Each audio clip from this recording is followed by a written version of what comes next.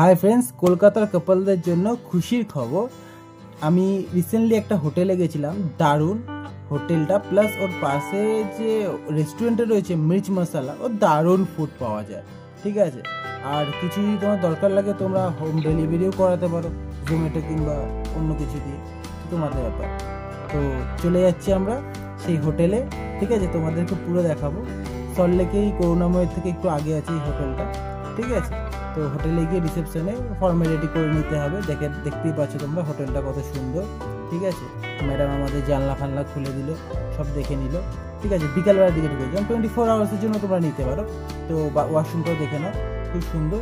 তো তারপরে আমরা খাবার মশলা রেস্টুরেন্ট 2 মিনিট হাঁটলে পরে দেখতে পাচ্ছ কত সুন্দর।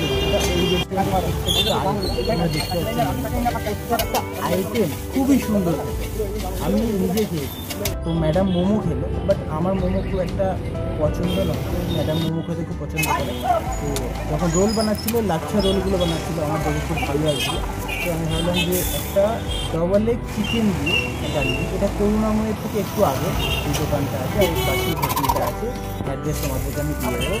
এবার আমি ডবল ডিম যেহেতু বললাম, তো এই দেখো ডবল ডিম প্লাস চিকেন দিয়ে আমার জন্য এক চিকেন রোল বানানো হচ্ছে।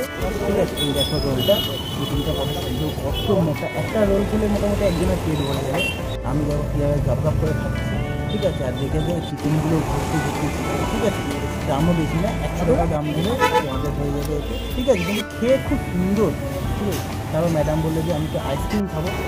তো পাশে একটা শপিং মল ছিল, একটা আইসক্রিম নিয়ে নিলাম। ম্যাডাম এটা আইসক্রিমটাই বেশি ভালোবাসে। তো বাচ্চাদের মতো অরেঞ্জ আইসক্রিম নিয়ে খেতে খেতে চলে গেলাম। এই রাস্তা দিয়ে যাচ্ছি, এই দেখো হোটেলটা আমাদের কত সুন্দর।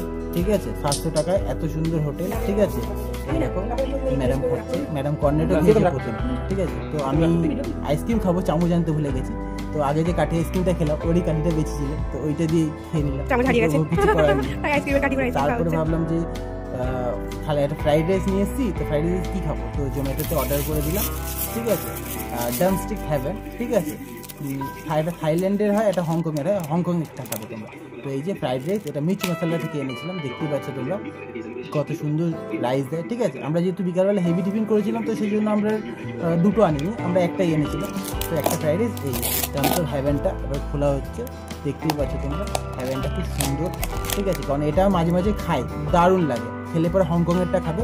ঠিক আছে, থাইল্যান্ডেরটা খাবে না, হংকংয়েরটাই কারি থাকে একটু বেশি। ঠিক আছে, তো তোমরা ভালো করে মিলিয়ে খেতে পারো। ঠিক আছে, তো সুন্দর করে এই হোটেলটা দারুণ। ঠিক আছে, মানে হোটেলের স্টাফও খুব ভালো, আরামসে খেয়ে দিয়ে নিলাম। তারপর সকালে কফি খেয়ে টাটা বাই।